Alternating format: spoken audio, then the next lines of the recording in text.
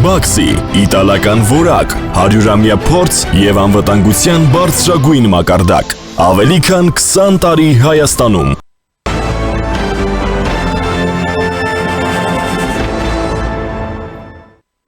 Դուք դիտում եք առաջին լրատվականը, բարև ձեզ, ես Սիրանույշ Պապյանն եմ։ Ռուսաստանի տնտեսական զարգացման նախարար Մաքսիմ Ռեշետնիկովը հայտարարել է, թե Հայաստանից մատակարարումների փոխարինումը Ռուսաստանի համար դժվարություններ չի ստեղծի, սակայն եթե գնահատենք այդ մատակարարումները միության մյուս երկրների շուկաների վրա տնտեսական ազդեցության տեսանկյունից, ապա դրանց նշանակությունը չի կարելի էական համարել։ Ռուսաստանի աշխարհի հետ համախառն ապրանքաշրջանառության մեջ Հայաստանի մասնաբաժինը չի գերազանցում 0.9%։ ԵԱՏՄ այլ երկրների համար այս ցուցանիշն էլ ավելի ցածր է։ Բելարուսի դեպքում 0.3%, Ղազախստանի դեպքում 0.5%, իսկ Қырғызստանի դեպքում 0.2%։ Մեզ համար դժվար չի լինի փոխարինել հայկական մատակարարումները, հավելել է նա, մեկնաբանելով Հայաստանի վարչապետ Նիկոլ Փաշինյանի հայտարարություններն այն մասին, թե Հայաստանն այլընտրանք է փնտրում Ռուսաստանի հետ հարաբերություններին ոչ միայն տնտեսական, այլև քաղաքական առումով։ Նա միաժամանակ նշել է, թե Հայաստանը չի կարող ԵԱՏՄ-ից դուրս գազի համադրելի գներ ակնկալել ԵԱՏՄ-ն ոչ միայն իրացման առանցքային շուկա է, այլև ռեսուրսների հիմնական տեսակների գլխավոր մատակարարը հայկական տնտեսության համար։ Միության գազի ընդհանուր շուկայի շրջանակում Ռուսաստանը Հայաստանին գազ է մատակարարում 1000 խորանարդ մետրի դիմաց 177.5 դոլար գնով, իսկ եթե գինը համեմատեն գազի ներկայի եվրոպական գների հետ, որոնք այսօր գերազանցում են 600 դոլարը 1000 խորանարդ մետրի դիմաց, դա այլ կերպ քան սուբսիդավորում անվանել անհնար է։ Այդ գումարը կազմում է տարեկան մոտ 1 միլիարդ դոլար։ Դժվար թե միությունից դուրս որևէ մեկը կարողանա Հայաստանին նման պայմաններ առաջարկել, նշել է ռուսաստանցի նախարարը։ Փաստացի 3 կառավարության նիստում վարչապետ Նիկոլ Փաշինյանն անդրադարձել է Ռուսաստանի կողմից հայկական ապրանքների ներկրման սահմանափակումներին, պնդել, թե ԵԱՏՄ-ի եւ ռուսական շուկայի հետ կապված վիճակը շատերը ճգնաժամ են համարում, ինքը մինչդեռ համարում է հնարավորություն։ Սա ճգնաժամ չէ, սա հնարավորություն է, պատուհան է, որը ինքներս ենք բացել մեր առաջ, բռնակները յուղել ենք եւ հանգիստ բացել ենք դուռը, պատուհանը եւ օդափոխությունը պետք է հանգիստ կազմակերպենք, ասել է վարչապետը։ Ավարտվել է այն դարաշրջանը, երբ որ մենք չունենք այլընտրանք, մենք ամենտեղ եւ անընդհատ պետք է ունենանք այլընտրանք եւ ինչքան շատ, այնքան լավ, եւ մեր ժողովուրդը պետք է իմանա, որ ինքը հնարավորություն ունի որոշում կայացնելու, ընդգծել է Նիկոլ Փաշինյանը։ Եվ այս պահին առաջինի տաղավարում զրուցելու եմ Restart քաղաքացիական հիմնադրամի գործադիր տնօրեն Յուրի Ավագյանի հետ։ Բարև ձեզ, պարոն Ավագյան, շնորհակալ եմ հրավերն ընդունելու համար։ Եվ այսպես, պարոն Ավագյան, ապրիլի 1-ից հետո եւ դրանից առաջ էլ սրված հայ-ռուսական հարաբերությունները, իսկ 1-ից հետո շատ ավելի տեսանելի էին, այս հարաբերությունները գնալով ավելի են բարդանում եւ որքան էլ վարչապետը դրանք ճգնաժամային չի համարում, այլ հնարավորությունների ուրեմն պատուհան է դիտարկում, ի վերջո այդ հարաբերությունները ճգնաժամային են, թե ոչ, օրինակ, եթե Ռեշետնիկովի հայտարարությունը վերլուծենք, ստացվում է Ռուսաստանը փաստացի ասում է, մենք Հայաստանի կարիքը չունենք, իսկ Հայաստանն առանց մեզ դժվար թե կարողանա։ Ինչ է տեղի ունենում հայ-ռուսական հարաբերություններում, իսկապես հնարավորությունների դուռ, թե խորը ճգնաժամ, համեցեք։ Շնորհակալություն հարցի համար, ճգնաժամ այո կա եւ իրավիճակը կարելի է ասել հիմա այն փուլն է, որ գնալով այդ escalation ladder-ն ասում, այդ սանդղակով բարձրանում է, արդեն կողմերը դեռևս շատ ուղիղ առճակատման չեն գնում, բայց համենայն դեպս արդեն միմյանց հետ խոսում են ոչ այդքան վերջնագրերով, բայց արդեն ավելի ձևակերպում են հստակ ակնկալիքները, հա, օրինակ Ռուսաստանի պարագայում Փաշինյան-Պուտին վերջին հեռախոսազանգի ժամանակ որ խոսել էին, ըստ Պեսկովի Պուտինը մատնանշել էր հանրաքվեի իրականացման անհրաժեշտության մասին եւ դրա մասն էր խոսել, իսկ Փաշինյանը արդեն դրել էր կարելի ասել ԵԱՏՄ-ի լինել չլինելու հարցը եւ նաեւ ընդգծել էր, որ այլընտրանք չունի, հա, Հայաստանի դիվերսիֆիկացման ճանապարհը։ Այսինքն, այս թե ինչքան կխորանա ինքը վերջում կհասնի ավելի սուր առճակատման, թե չէ, իրականում շատ բարդ է ասել, բայց համենայն դեպս այս պարագայում ես մոտալուտ, որից է համաձայնություն կամ փոխըմբռնման ինչ-որ շրջանակի շուրջ հայտարարի գալ Հայաստանի ու Ռուսաստանի քաղաքական վերնախավերի մեջ չեմ տեսնում, բայց ես կարծում եմ ճիշտ դիտանկյունը հարցին նայելու նա է, թե մեզ ինչ է անհրաժեշտ, իսկ բայց մինչև սրան անդրադառնալ նաև մեկնաբանել այդ որ ասում են Հայաստանը օրինակ այդքան պետք չէ Ռուսաստանին, հա, երբ որ Բոնե Ռեշետնիկովի հայտարարությունների մեջ ըստ էության այդպիսի ակնարկ է նկատվում։ Դուք մտածեք, թե ինչ է սպասվում ձեզ։ Հա, դե տեսեք, թե ուրեմն ինչ որքան կտուժի, հա, նույնիսկ այդ ձեր ամբողջ 9%-ն է հիշատակում, որպես ոչ մեծ ապրանքաշրջանառության համար կարևոր ցուցանիշ։ Եթե ձեր ամբողջ 9%-ը իրանց համար դեր չի խաղում կամ Հայաստանը քաղաքական նշանակություն չունի, ապա առհասարակ չի բացատրվում Ռուսաստանի այն ջանքերը, որոնք որ գործադրվում են Հայաստանում թե քաղաքական եղանակ ստեղծելու համար,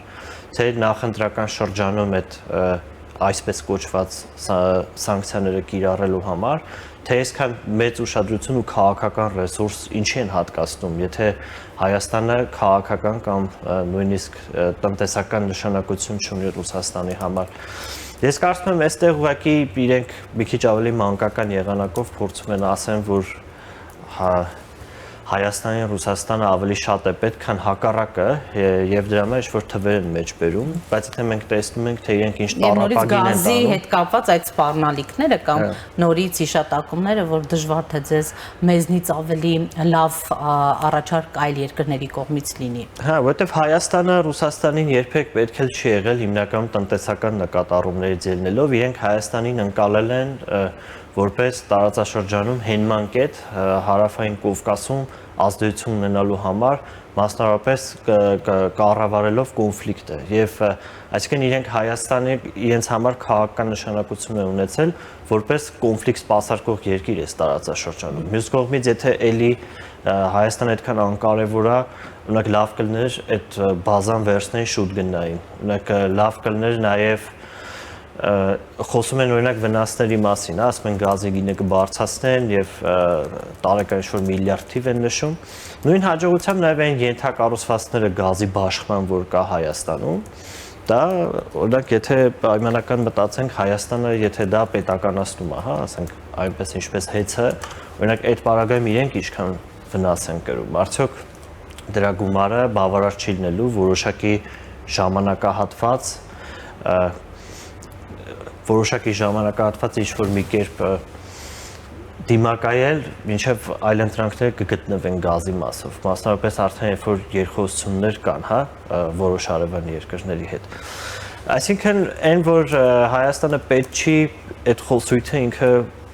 նեղացածի այդպես ալուշ խոսույթա չարժի հիմնականում դրան անդրադառնալ։ Ես ուզում եմ այս կոնտեքստում անդրադառնալ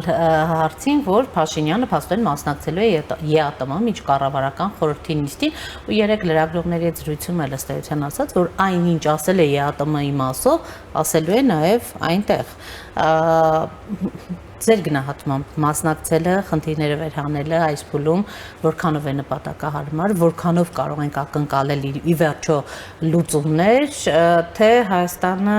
իսկապես ուրեմն գնալով փակում է ԵԱՏՄ դուռը կամ Ռուսաստանը նպաստում է, որ Հայաստանը իսկապես փակի այդ դուռը։ Եվ այդ այլընտրանքները որքանով են հաշվարկված, որքանով են ճիշտ ժամանակին, թե այս առումով էլ Հայաստանը բավականին ուշացած, այսպես կարծեք, թե վերջին րոպեին արվող քայլեր են Եվրամիության շուկաների հետ համագործակցություն եւ այլն, որովհետեւ գիտենք նաեւ շատ արտահանողների համար ինչպիսի լրջագույն խնդիրներ են այս փուլում էլ ստեղծված։ Ես չեմ կարծում, որ Հայաստանի կառավարությունը դետալային այդ հաշվարկներ իրականացել է եւ ունի պահուստային ռազմավարություններ սրան հակազդելու, դրա վառ օրինակներից մեկը նա է, ձուկ արտադրողները օրական 70 տոննա ձուկը տանում թափում են, դրա օրինակներից մեկն է, էլի։ Այսինքն այդ օրինակները շատ են եւ ցավոք մեր կառավարությունը հայտնի է դրանով, որ ինքը հիմնականում post factum աշխատում է վերջի պահին։ Ուղղակի ես կարծում եմ նաև վստահությունը կառավարության մոտ այնտեղից է եկել, երբ որ սահմանափակումները եղել են ռուսական, իրենք հաշվել են դա եւ հասկացել են, որ կոնկրետ արտահանման առումով դա առանձնապես գլոբալ Հայաստանի տնտեսությանը շատ չի վնասում եւ այս տարվա վնասը որ Ֆիննախը հաշվարկել է, իրենք ասում են, որ դա կազմում է հնայի մոտավորապես 1.8%-ը, իսկ դա խիստ կառավարելի ցուցիչ է։ Ես կարծում եմ հիմնական մարտահրավերը Հայաստանի համար հենց գազն է, որ բայց այստեղ քանի որ էներգակիրների հարցը իրենք նաեւ անվտանգությանն են առնչվում գլոբալ առումով, հետևապես կարող է լինել այնպիսի սցենար, երբ կան որոշակի խոսակցություններ տարբեր երկրների հետ, բայց այս պահին դա հրապարակման ենթակա չէ եւ այն, որ կառավարությունը ավելի համարձակ քայլեր է անում եւ նույնիսկ պատրաստվում է ԵԱՏՄ-ում այդ նիստի ժամանակ հայտարարություններ իրականացնել, ուրեմն նշանակում է, որ կարող է որոշակի ազդակներ կամ հաշվարկներ դրատակ լինեն, վերջի վերջո ես չեմ կարծում, որ առհասարակ հաշվարկներ չեն լինել, իհարկե կլինեն ցնցումներ, իհարկե ընթացքում կլինեն մարդիկ, ովքեր կտուժեն, շատ արտահանողներ, բայց որոշակի միջոցառումներով էլ հնարավոր կլինի դա մեղմել, օրինակ այն, որ 6 ամիս լոլիկի ներկրումը արգելել են, տոմատի մածուկի ներկրումը կամ այդ մածուկ պատրաստելու համար համապատասխան հումքի ներկրումը արգելել են, դա պայմանավորված է նրանով, որ ներքին շուկան կարողանա կարգավորվել, արտադրողների հարցերը լուծվեն։ Ինչ եմ ասում այս նիստին ընդհանրապես մասնակցությունը եւ խնդիրների վերհանումը ինչ արդյունք կտա, պարոն Ավագյան, որովհետեւ մենք հիշում ենք, որ ընտրություններից հետո առաջին երկիրը, որ այցելեց վարչապետը, դա Ռուսաստանի Դաշնությունն էր ու միջալյուց այն կազմակերպությունները, որոնք հենց խնդիրներ էին, Ռոսել Խոզնաձորներ, այդտեղ բոլոր այդ ընկերության ներկայացուցիչները այդ համատեղ հանդիպմանը Միշուստինի գլխավորությամբ ներկա էին։ Փաստորեն վարչապետի գլխավորությամբ այդ հանդիպումն էլ ոչինչ չտվեց։ Ոստի ինչ ակնկալել այս հանդիպումից։ Այդ հանդիպումները ես կարծում եմ բովանդակությամբ միմյանցից տարբերվում են, առաջի հանդիպումը դա ուղղված է եղել խնդիրները լուծելուն, իսկ այս հանդիպումը արդեն ուղղված է խնդիրները բարձրաձայնելուն եւ ես կարծում եմ, որ կա որոշակի առումով նաև կա քաղաքական հաշվարկ, որ այս խնդիրների բարձրաձայնումը նաև ԵԱՏՄ անդամ մյուս գործընկեր երկրների մոտ, օրինակ որոշակի հարցեր կառաջացնի եւ նաև ԵԱՏՄ-ի ընդհանուր հեղինակության հետ կապված հարցեր կառաջացնեն։ Միևնույն ժամանակ, եթե Հայաստանը որոշակի քայլեր է իրականացնում, որ օրինակ հավանական համարում սցենար այդ միությունից դուրս գալը, նաև պետք է դրա համար լեգիտիմ հիմքեր նախապատրաստել, իսկ այդ հիմքերից մեկը գնալ այնտեղ ուղիղ խոսելն է։ Հետևաբար ես կարծում եմ բովանդակային առումով իրենք սրանով են միմյանցից տարբերվում, այսինքն փորձել են խնդիրը լուծել, հասկացել են, որ խնդիրը Հայաստանի մեջ չի, այլ ավելի շուտ խնդիրը Հայաստանի արտաքին քաղաքական որոշումների մեջ է եւ այս առումով հաշվարկել են, էլի արդյոք արժի գնալ զիջման, օրինակ ձուկը արտահանելու դիմաց կամ խմիչքները կամ այդ մնացած ապրանքները, թե շարունակել նույն քաղաքական կուրսը ու փորձել այլ ընտրանքներ, եւ ես կարծում եմ, որ մտածել են եւ գտել են ընտրել են երկրորդ տարբերակը, որը որ իրականում ավելի ճիշտ տարբերակ է, քննադատությունը զուտ այստեղ այն է, որ այս ամեն ինչը ի սկզբանե ինքը պարզ էր։ Մենք այսքան երկար չպետք է այս հարցը քննարկեինք, մենք մինչև ընտրություններն էլ,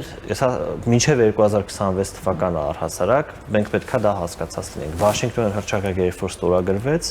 դրանից հետո արդեն պարզ էր, որ այս գործընթացները տեղի ունենալու են, որովհետև իրականացվում է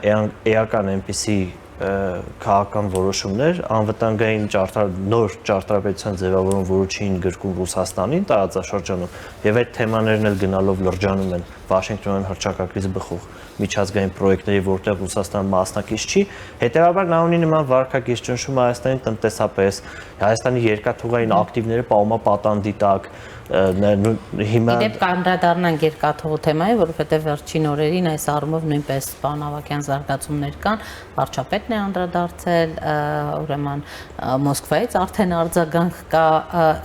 բայց նախ հասկանանք, եթե այս ճնշումները Ռուսաստանի Դաշնության կողմից շարունակվում են, արդյոք դրանք կարող են փոխել Հայաստանի արտաքին քաղաքական հաշվարկները, թե ձեր գնահատմամբ հակառակ ավելի արագացնել օրինակ Ռուսաստանի ազդեցությունից դուրս գալու այս ամբողջ գործընթացը։ Մինչև այս տեղի ունեցած քաղաքական զարգացումները ցույց են տալիս, որ ավելի շատ երկրորդ տարբերակ է։ Այսինքն Արագացնել այդ գործընթացը։ Արագացնել ազդեցության նվազման գործընթացը։ Նախ նույնը տեղի ունեցավ անվտանգության ոլորտում, հա, երբ որ զենքը չմատակարարեցին կամ երբ որ փորձեցին միջանցք պարտադրել, այդ ժամանակ իրավիճակը փոխվեց, Հայաստան-Ադրբեջան ուղիղ բանակցություններ, Հայաստանը այլընտրանքներ գտավ տարբեր երկրներից եւ թվում էր թե իրականում այս կախվածությունների մեջից ամենաբարդ հարցը Հայաստանի անվտանգությունն է։ Բայց իրականում առաջինն է դա առաջինը Հայաստանը հեռացավ, հա, ռուսական անվտանգային ընդհանուր հովանոցից։ Եվ հիմա ես կարծում եմ, որ մինչև այս պահը այդպես է եղել։ Համենայն դեպս ես այդպես ընդհանուր առմամբ կանխատեսումներ անել չեմ սիրում, որտեղ Երկաթուղու հետ կապված ինչ է սպասում, պարոն Ավագյան, ուզում եմ հիշեցնել, որ վարչապետն էլ երեկ անդրադարձավ, պնդեց հայկական երկաթուղու կառավարումը հետ վերցնելուն այլընտրանք ըստ էության չկա։ Նիկոլ Փաշինյանը նախկինում պնդում էր օրինակ Երևանը պայմանագրի օրինակ միակողմանի չեղարկման պլան չունի եւ Մոսկվայի թիկունքում քայլեր չի անի, բառացի նրա խոսքն է։ Ուրեմն եւ գիտեք նաեւ երրորդ երկրին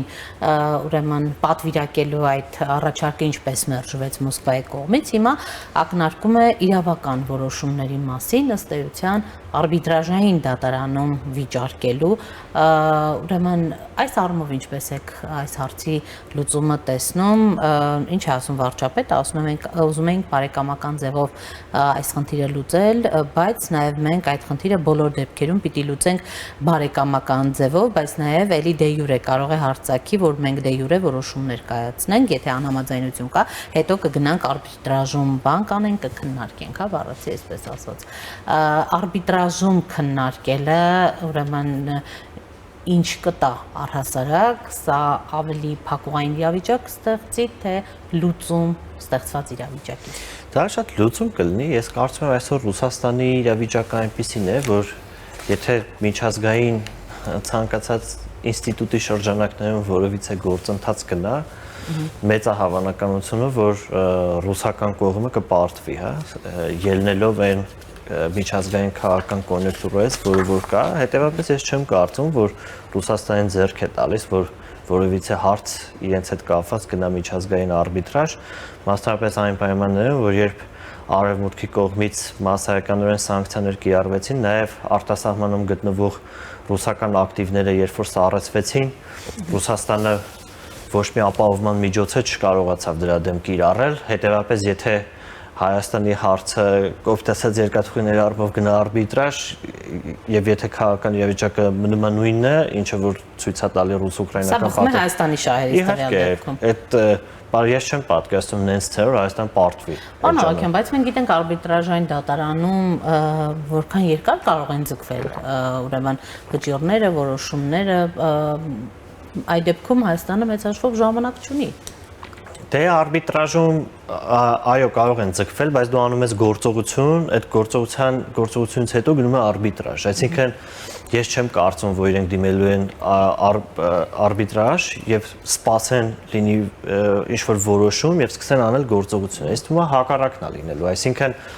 օրինակ Հայաստանի Հանրապետությունը հայտարարելու է, որ կան այս խախտումները, որոնք հակասում են կոնցենսիոն պայմանագրի այս կետերին, հաշվի առնելով վերոգրյալը, մենք անում ենք այս քայլերը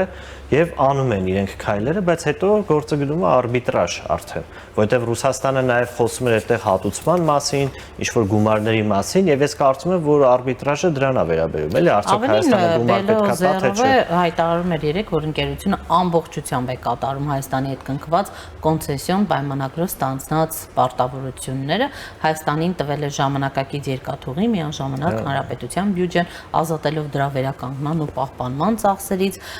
եւ ամբողջ շահույթը երկաթուղու պահպանմանն ու զարգացմանն է միտված։ Դե մենք տեսել ենք երկաթուղի ոնց է զարգացել, նայում ենք օրինակ Թուրքիայի կողմից Գյումրի եկող թուրքերը դա վերանորոգում են, նույնը ասենք Թրիփի երկաթուղին, որ պետք է լինի, Ադրբեջանը հայտարարում է, 26 թվականի ավարտը իրենք դա ամբողջապես կավարտեն, իսկ երբ որ նայում ես Հայաստանի ենթակառուցվածքները, այդտեղ ուղղակի մարդու ծիծաղն է գալի, այսինքն պետք չի հա դրա մասնագետ լինել մխիթարող չնի իհարկե հասկանալու համար դրա իրավիճակը անձնապես մարդիկ նույնիսկ ներքին տեղաշարժի համար այդ երկաթուղուց չեն օգտվում, որովհետև այնքան երկար է գնում հասնում Գյումրի, մարդիկ գերադասում են մի խոսքով դա իհարկե ծաղր է Հայաստանի Հանրապետության ես կարծում եմ նկատմամբ այդ հարցի վրա ոչ թե պետք է հրժվել, այլ ավելի շատ պետք է հասկանալ, որ փորձում են հայ ժողովրդին, ես չեմ հասկանում, իրանք ինչի տեղ են դնում, էլի, որ այդպես բաներ են խոսում առհասարակ։ Իսկ ինչ վերաբերում է երկաթուղու ընդհանրապես ճակատագրին, եւ հայ-ռուսական հարաբերությունների ճակատագրին, եթե հայ-ռուսական հարաբերություններն են նաեւ այս կոնտեքստում դիտարկենք, ինչ է սպասվում։ Տեսեք, ես կարծում եմ հայ-ռուսական հարաբերությունների ապագան ինքը պայմանավորված չի հենց միայն հայ-ռուսականի կոնտեքստում, հա, դա մեծամասամբ պայմանավորված է, թե այս արկա պատերազմների ավարտից հետո ընդհանուր աշխարհակարգական ինչ նոր կանոններ կգծվեն։ Այսինքն ռուս-ուկրաինականը եւ այս ԱՄՆ-Իրան ճգնաժամը դրանցով է պայմանավորված լինելու։ Այսինքն ես կարծում եմ, որ այս ընթացքում Հայաստանը ինչ քայլել որ ձեռնարկի իր ինքնիշխանության բարձրացման միտված, դա ընդհանուր առմամբ օգուտ է տալու հետագայում Հայաստանին։ Այսինքն կարճաժամկետ հեռանկարում չի տալու, ավելի երկարաժամկետ։ Այո, երկարաժամկետում դա մեծ օգուտ է տալու, որովհետև մենք հիմա ես ասում եմ, փոքր երկրներից այդքան շատ բան կախված չի։ Ես այդ տեսությանը հավատում եմ ու հիմնականում մենք պետք է հասկանանք, թե ինչ կանոններ է գծվում ընդհանուր ավելի գլոբալ մակարդակով, դրանով է պայմանավորված կլինի արդեն հարաբերությունները, բայց ամեն դեպքում երբ որ եթե դրանից հետո մենք ուզում ենք ավելի ամուր պետություն լինենք, պետք է կրիտիկական ենթակառուցվածքները, նաև այդ կախվածությունների հարցը մենք հնարավորինս լուծենք, որպեսզի մենք չլինենք նույն կարգավիճակում, ինչ 2022 թվականից առաջ էինք, հա, Ռուսաստանի հետ հարաբերություններում, երբ որ դիվանագիտությունից սկսած մինչև ռազմարտունաբերություն ամեն ինչ պատվիրակած է Ռուսաստանին, մենք ուղղակի ապրում ենք մտածելով, որ պաշտպանված ենք։ Այսինքն, որ այդ նույն իրավիճակում չհայտնվենք, այս պատուհանը, քանի դեռ այս նշածած գործընթացները ռուս-ուկրաինական պատերազմը չի ավարտվել, Հայաստանը պետք է արագացնի եւ երկաթուղու հետ կապված է։ Հա, երկաթուղու կամ պետականացումը կամ հանձնումը երրորդ երկրին տարբերություն չկա, որևիցե կերպ դա աշխատացնելը, այդտեղ ներդրումներ բերելը, Ռուսաստանից վերցնելը, դա բնականաբար մեր օգուտն է լինելու այս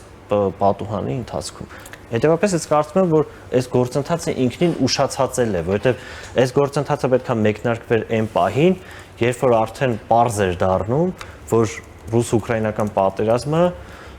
վաղաժամ ավարտ չունի, հա, դեռ երկար ժամ, այսինքն խրվում է գնալով այս պատերազմը։ Այդ գիտակցումը երբ որ կար, իսկ դա իմ կարծիքով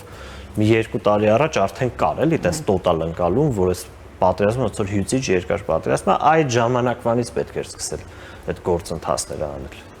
Պարոն Ավագյան, գանք Հայաստանի ներքաղաքական զարգացումներին,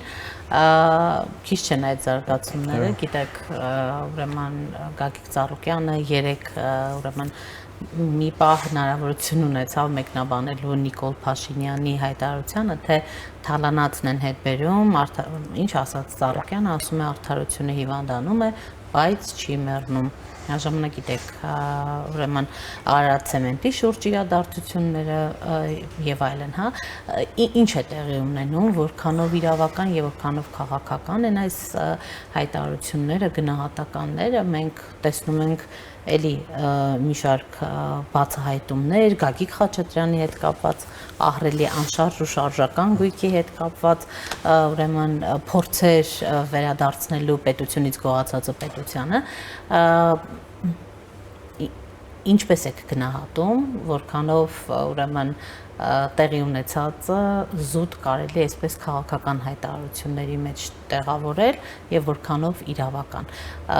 Նույն նաեւ կուզեի անդրադառնանք այս կոնտեքստում Լիպարիտ Դրմեյանի հետ տեղի ունեցածին, երեք արդեն գիտեք ինչ տեղի ունեցավ, պարզվեց, որ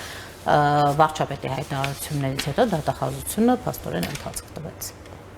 Ինչ է կատարվում։ Ես ինչ հիշում եմ, Գագիկ Խաչատրյանին դատում են, ճիշտ ասած, այս process-ը այնքան է խճճված, ոնց որ բարդ հասկանալ, թե ինչ է տեղի ունենում։ Կարծում եմ, այս խառնաշփոթի պատճառը այն է, որ ընդհանուր համակարգային մոտեցում չցուցաբերվեց այս տնտեսական ռեսուրսների անարդարացի բաշխվածության հարցը լուծելու համար ի սկզբանե այդ անմիջական հետհեղափոխական շրջանում ուղղակի այդ թեմայից այնքան ենք խոսել, որ հիմա խոսել է, որ նորից դա ասում ենք մի քիչ հոգնեցուցիչ է, բայց ընդհանուր առմամբ հիմնական պատճառը դա է, այսինքն պետք է որոշակի սկզբունք լիներ, որովհետև նախընտրական եւ ընտրական այս հիշում եք նախընտրական ամբողջ շրջանում, հետո վարչապետն ինքն էլ ասաց, հասարակությունը հենց դրանից էր դժգոհ մնացել, խոստումը պետությունից գողացածը պետությանը չվերադարձնելու եւ անուններ են չէ հնչում, որ պիտի նրանք լինեն անազատության մեջ։ Տեսեք, դրանք քաղաքական հայտարարություններ են։ Հիմա նույն հաջողությամբ 10%-ը գնացել է ընտրել է նենց մարդու, ում Փաշինյանը ասում է, որ ժողովուրդ հասում է դատի։ Այսինքն դրանք գիտեք չափելի չեն այդ հայտարարությունները, այսինքն թե ով ինչի համար է գնացել ընտրության, դա հասկանալու համար մեր խորքային համապարփակ դες մեր հոլիստիկ հետազոտական խումբ է պետք, որ գնա դա պարզի, էլի, այսինքն դա ուղղակի կանգնել հայտարարել, որ մարդիկ ընտրեցին սրա համար։ Այդ բազմաթիվ գործոններ կան մարդիկ ինչ են ընտրել, շատերը չեն ուզում, որ ռուսամետները գան իշխանության, շատերը հենց այդ պատճառով, որ իրենց ընկալում են թալանչի, շատերը օրինակ վախենում են, որտեղ այն ժամանակ երբ որ ապրում են, օրինակ կային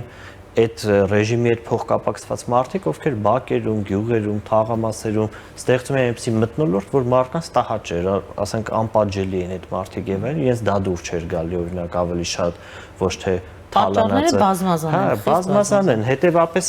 ինչ վերաբերում է այդ գործընթացների իրավական լինելուն, ինքը ամբողջ process-ը պետք է գնա ավարտվի, որ դրա գնահատականը լինի տալ, դրա գնահատականն է օրինակ ես չեմ կարող տալ, բնականաբար ես նայելու եմ անկախ այնպիսի մարդկանց, ովքեր որ իրավական գործընթացներից հասկանում են որակավորված են այդտեղ եւ իրենց եզրակացությունները ընդունելու են որպես իգիտություն։ Այսինքն իրավական ասպեկտը այդպես ենք հասկանում։ Մյուս կողմից եթե խոսում ենք արդյոք կա հիմնավոր կասկած, որ այդ մարդիկ կոռուպցիոներ են, իհարկե կան, որովհետեւ մշտապես տարբեր պատմություններ մենք լսել ենք, տարբեր բաների ամեն մեկը մեր ձևով մեր միջավայրերում ականատես եղել ենք, դրա մասին խոսվել է, նաև դուրս ենք եկել փողոց եւ այլն։ Բնականաբար կարծում ենք, որ ընդհանուր կոռումպած մարդիկ կան, միայն պաշտոնյա են եղել, իրենք այս բային մեծահարուստներ են, բնականաբար կասկածներ կան, որ այդ ապօրինի եկամուտներ ունեն։ Բայց հիմա լուրջ նստել քննարկել դրա այս դետալային ասպեկտները ես չեմ կարող դա ասել։ Ինչ վերաբերում է քաղաքական արդյոք սա ինչքանով է քաղաքական, բնականաբար քաղաքական բաղադրիչ կա այստեղ, որտեղ նախարարին եթե հայտարարվում է, որ այս ժողովուրդը պահանջում է, որ այսպես լինի եւ այդպես լինում է, դա արդեն ինքնին քաղաքական գործընթաց է, էլի։ Ես իհարկե առասարակ այն մտածելակերպի կողմնակիցն եմ, որ ամեն ինչն է քաղաքական ու դրանից հնարավոր չի խուսափել։ Այսինքն զուտ իրավական գործընթացներ ես կարծում եմ տենց գրեթե չեն լինում, էլի իրանք հիմնականում ունեն քաղաքական որոշակի կոնտեքստ, երանգավորում, ընդհանուր ծրագրեր, այսինքն ամեն ինչն էլ այս կամ այն կերպ փոխկապակցված է, բայց հիմա ինչն է ամենաշատը դրդում մարդկանց, որ ասեն քաղաքական է, ժամանակագրությունը, բայց ժամանակագրությունն էլ նենց բան է, որ երբել այդ գործընթացները տեղի ունենալ մի բան կասեին, օրինակ եթե 18-ին կասեին, 19-ին կասեին, երբ այդքան մեծ էր էйֆորիան եւ նաեւ սպասումներն էին մեծ։ 19-ին չէին ասի, 19-ին ես կարծում եմ իրանք կբերեին այդ փողերը կտային։ 19-ին այդ լեգիտիմությունը այնքան բարձր էր պահանջների, հեղափոխության օրակարգի, նաև իշխանության, որ չէին ասի, բայց այդ ժամանակի ոգին երբ որ կորում է,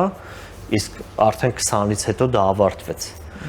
Այդ ժամանակ արդեն ամեն ինչը դարձավ քաղաքական հարց։ Եվ եթե բայց մյուս կողմից այս շատ վիճելի հարցեր էլի մենք այդ կարանք երկար քննարկենք։ Հիմա արդյոք եթե կարողունակությունը չի բավարարել կամ քաղաքական կամ չի եղել որ դա անել, նշանակում է որ դա հիմա չպիտի լինի։ Այսինքն սա էլ է հարց։ Հետևաբար ես կարծում եմ որ ամենաիդեալական վիճակը նա է, որ իրավապահ ու դատական համակարգը ինքը կաշկանդված չէ ինչ-որ գործողություն անելու եւ առանց որևիցե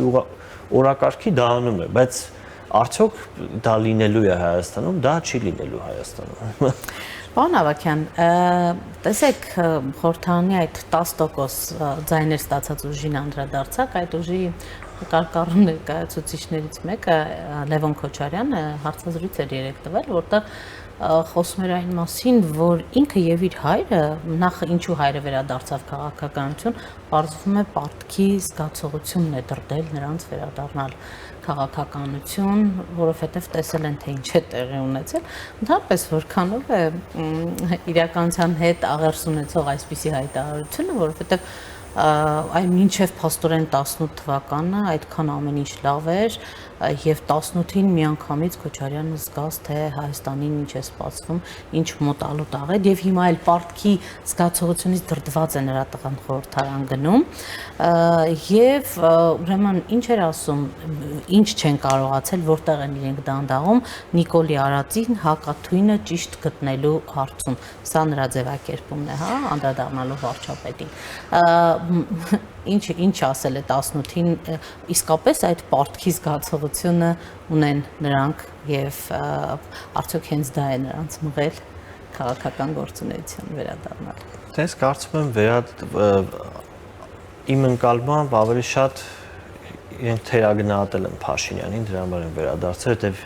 իրենք մտածել են, որ եթե ակտիվանան, սկսեն զբաղվել ակտիվ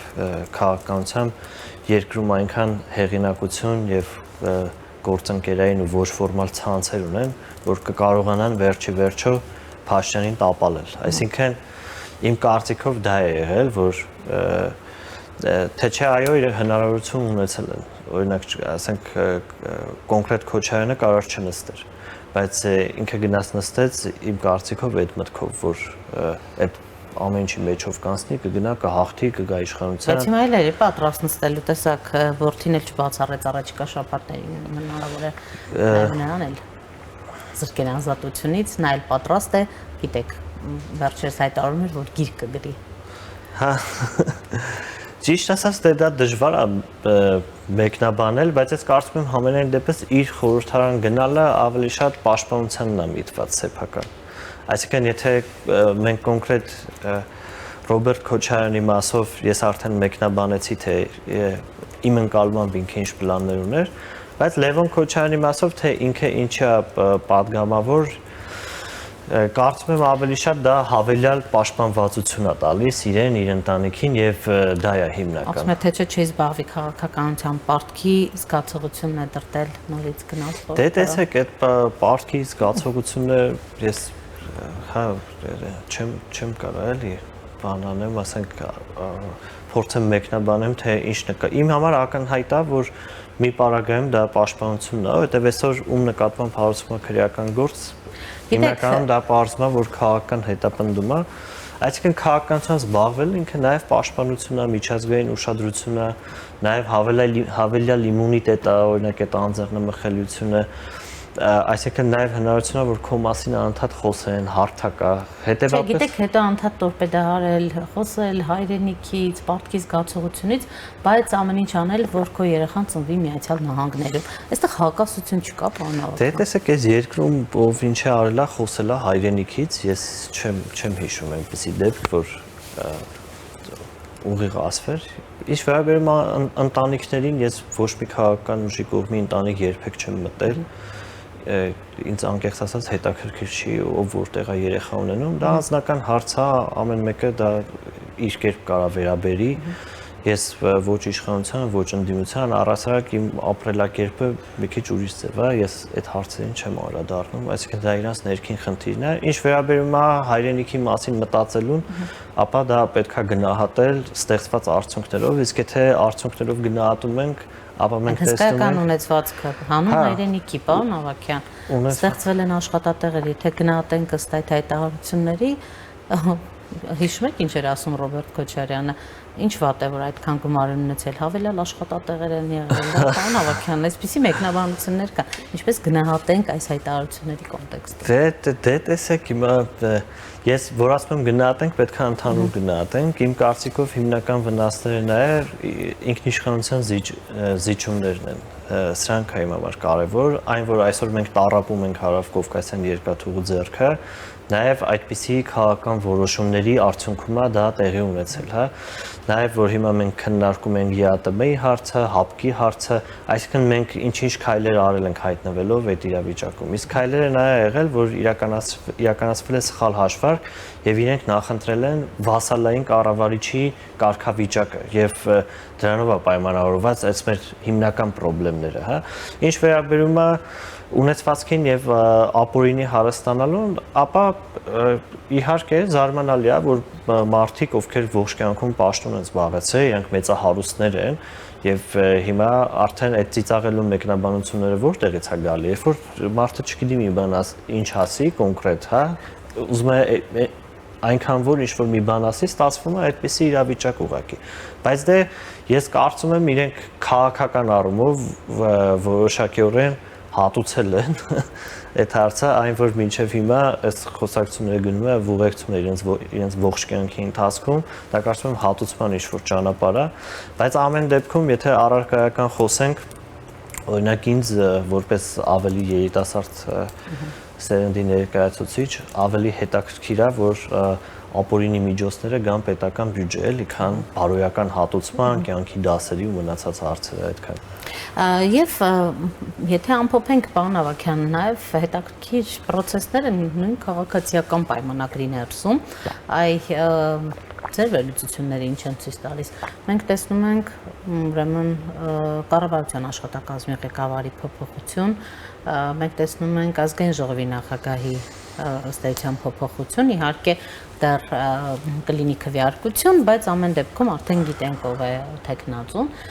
եւ նաեւ հանձնաժողովների նախագահներ էին ուրեմն ընտրվում 3 առաջին օրը, այս process-ները ինչի մասին են, իսկապես կա որոշակի խնդիր թե ոչ, որովհետեւ մամուլը գրում էր, որ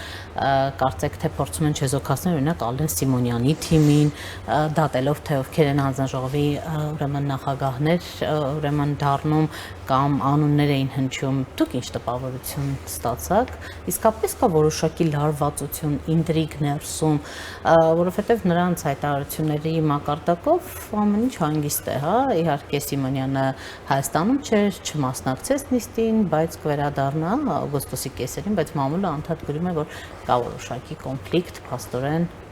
իսկ գիտեք աշխատակազմի ղեկավարն էլ ասաց, որ իր մահվան մասին լուրերը խիստ չափազանցված են։ Ես կարծում եմ ինտրիգները ավելի շատ պայմանավորված են, թե ով որ պաշտոնը կզբաղեցնի, նույն հանձնաժողովի նախագահներ, աշխատակազմի ղեկավար, ազգային ժողովի նախագահ, այսինքն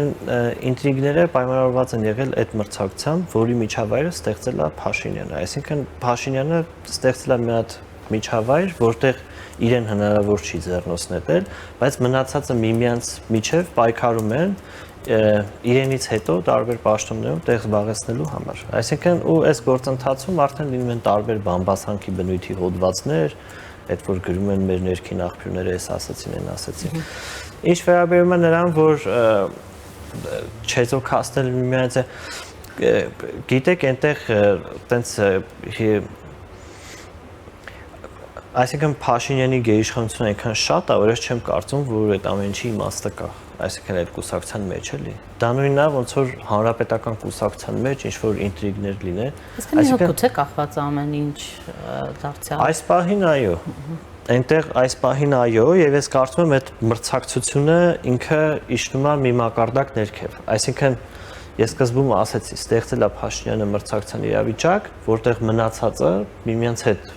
մրցակցում են ինչ-որ բաների համար, բայց մարտարավեր չեն նետում իրեն։ Այսինքն ընդհանուր կոնֆիգուրացիան սա է։ Եվ իրենք էլ հա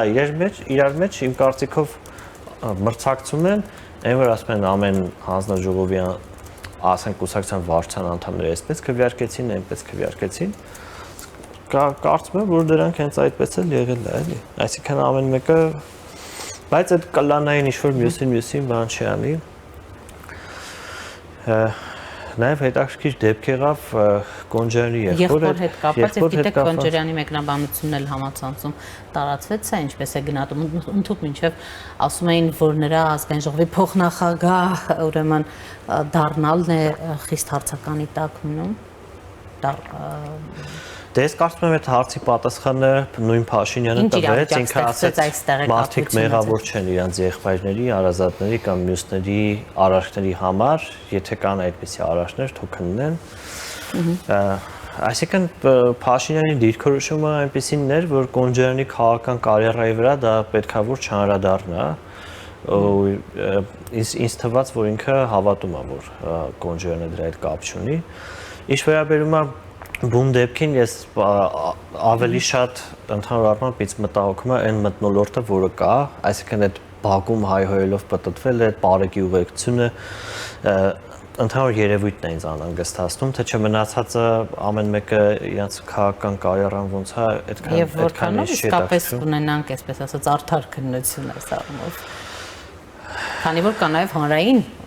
ճնշում, ուշադրություն տեղի ունեցած։ Քննության տեսանկյունից այստեղ, այսինքն քրեական օրենսգրքի տեսանկյունից ավելի ծանր արարք է ծեծը, եւ ես կանխատեսում եմ, որ ծեծողները կդատվեն։ Եվ այս պարագայում այո եղել է սադրանք, կոնկրետ հայհոյանքի տեսքով, բայց եթե այդ հայհոյանքը թաղի բնակիչներին չի անհանգստացել եւ ցուցմունք տվող չկա, հավանաբար այդտեղ խուլիգանության հատկանիշներ չեն գտնելու։ Ամեն դեպքում կարծում եմ խնդրեմը հիմնական մթնոլորտն է, որ ավելի մի քիչ համակարգային մոտեցումների կարիք ունի, թե ինչպես պետք է այդ հարցը լուծել։ Դե, այս ընթացքում ներքին գործերի նախարարն ասում է, որ հրազենի վնասվածքով հանցագործությունը 60%-ով նվազել է, բայց ընդհանուր առմամբ մթնոլորտը այդպիսին չի, չեմ կարծում եմ այդ վիճակագրության հավաքման մեջ ինչ-որ սխալ դետալ կա, որ վերջում մենք այդպես։ Գրեթե ամեն օր լսում ենք, այո, ինչ-որ Աչափնյակում կամ այլ մի թաղամասում։ Հաճախ ենք լսում, վերջերս էլ Էրեբունիում, նաև այլ թաղամասերում, այսինքն ընդհանուր առմամբ վտանգավոր մթնոլորտը ինքը ավելի աճում է ու սրա պատասխանատվությունը իհարկե կրում են այն մարմինները, ովքեր պետք է այդ հասարակական կարգը պահեն, բայց ընդհանուր առմամբ կարծում եմ, որ քանի որ գործերը դանդաղ են ընթանում, ոստիկանության նկատմամբ այդքան բարձր վստահություն չկա, մանավանդ բարեկի դեպքից հետո օրինակ շատ մարդիկ, ասենք սա ընդհանուր համակարգի հեղինակության վրա է ազդում, էլի կոնկրետ մենք խոսում ենք բարեկների ուրեմն բարեփոխված այդ համակարգի մասին, չէ՞, ընդհանուր ոստիկանական համակարգի մասին խոսույթները ուրեմն դրական չէին, այդքան բարեփոխված չեն, բայց բարեկների մասով կար որոշակի այսպես փոփոխություն, վստահություն, ուրեմն որակական առումով նաև խոսվում էր այն մասին, նաև հասարակական կազմակերպությունների, իրավապաշտպանների կողմից փաստորեն զրոյացավ։ Հա, որովհետև եթե ընդհանուր հիմնական գործերը քաղաքական երանգներ են ստանում, արդեն համակարգը առաջ խաղացումների համար ձգտում է խաղալ այդ կանոններով։ Որովհետև իրենք հասկանում են, որ ավելի լավ է դու կարողանաս կոնկրետ քաղաքական երանգ ունեցող գործում օգուտ տաս, այդպես ավելի արագ առաջընթաց կունենաս, քան ընդհանուր առմամբ հասարակական կարգի պահպանման ուղղված տենց գերազանցիկ աշխատանք կատարես, էլի։ Հետևաբար այդ համակարգը ինքը սկսում է սխալողությամբ աշխատել ու ռեսուրսները կենտրոնացվում են այս հատվածի վրա ու ունենում ենք այն իրավիճակը, որ ունենք։ Պարոն Ավագյան, վերջին հարցը երկորից խորհրդարանը գիտեք, ուրեմն կառավարությունը վերջին նիստն արեց, ծրվում է, նոր խորհրդարանը ձևավորվում է, ակնկալիքներ կան այս խորհրդարանից, թե մենք ավելի թեժ եւ բուրըն կրքերի ենք ականատես լինելու, սպասումներն էլ հնարավոր է չարդարանան։ Գիտեք նաեւ էթիկայի հանձնաժողովի հետ կապված օրակարգում նաեւ այս հարցն է, եթե կյանքի կոչվի սա արդյոք այդ ընդհանուր մթնոլորտի վրա ուրեմն ազդեցություն կունենա, թե ոչ, որովհետև Ռուբեն Ռուբինյանը օրինակ սպասում են Արեգ Կարապետյանին, մյուսներին, այդ պատգամավորներն էլ տարբեր մեր տաղավարում ասում են, որ մի քանի ամիսը մեկ պատասխանատվություն են, հաշվետվություն են պահանջելու Կարապետյանից 300 ադրբեջանցիների հետ կապված, աշխատատեղերի եւ այլնի հետ կապված։ Որակական փոփոխություններ իհարկե չի լինի, այսինքն ընդհանուր առմամբ կունենանք նույնանման խորհրդարան, ինչ ունեցել ենք։ Իհարկե ուժեղ Հայաստանը կփորձի ընդհանուր գլոբալ քաղաքական թեմաներից քիչ խոսել, ավելի շատ անդրադառնալ կոնկրետ ծրագրերի եւ չմտնել, այն հիմնական քաղաքական թեմաների մեջ, որոնք հետաքրքրում են ժողովրդին իրականում, այսինքն ընդհանուր անվտանգության հարցը, տարբեր երկրների հետ հարաբերությունները կամ այդ միջազգային պրոյեկտները, որ տեղի են ունենում, փորձել են խուսափել իրենք։ Իսկ քաղաքացիական պայմանագիրը իրենց բերելու է այդ դաշտ, գցելու է այդ դաշտ եւ ստացվելու է։ Մենք հիշում եք, երբ որ Սամվել Կարապետյանը երկար ժամանակ չէր խոսում, անընդհատ քաղաքացիական պայմանագիրը սադրեց, սկսեց խոսել եւ ունեցանք այն վիճակը, որ ունեցանք։ Այսինքն ԿՊ-ն իրենց ամեն կերպ գցելու է այս թեմայի մեջ։ Ինչ վերաբերում է մյուս ուժին, Քոչարյանի ուժին, դե արդեն տեսել ենք խոսքը չի փոխվելու, հիմնականում Արցախի կորուստի շուրջ մեղադրանքների հետ կապված խոսույթը սա է լինելու, բայց վերջի վերջո մենք կունենանք նույն խորհրդարանը, էլի ուղղակի այն ժամանակ մեկը մեկին ասում էր Արցախը հանձնած Թալանչի եւ Հողատու, իսկ հիմա դրան ավելանալու է ընտրակեղծարար, բայց ուրիշ ինչ-որ բան փոխվել է, թե չէ չգիտեմ, բայց պատգամավորներն ընդդիմադիր պատրաստվածության առումով ավելի թույլ են լինելու, որտեղ մարդիկ կան այնտեղ ում առաջին քաղաքական դեբատը, ասենք լինելու է պարլամենտում, ես կարծում եմ քանակապես շատ են, բայց որակապես որպես ընդդիմադիր պատգամավորներ շատ ավելի վատն են, քան նախորդ խորհրդարանի պատգամավորները, նրանք պատրաստվածության առումով ավելի կոփված էին, փորձ ունեին, քաղաքական գործիչներ էին, իսկ այսանք մարդիկ են, ովքեր ինձ թվում է ամիսներ հետո փորձելու են խուսափել նիստերից այս կամ այն պատճառներով։ Ապրենք, կտեսնենք։ Շնորհակալ եմ պարոն Ավագյան զրույցի համար։ Առաջին տաղավարում զրուցում է Ռեստարտ քաղաքացիական հիմնադրամի գործադիր տնօրեն Յուրի Ավագյանի հետ։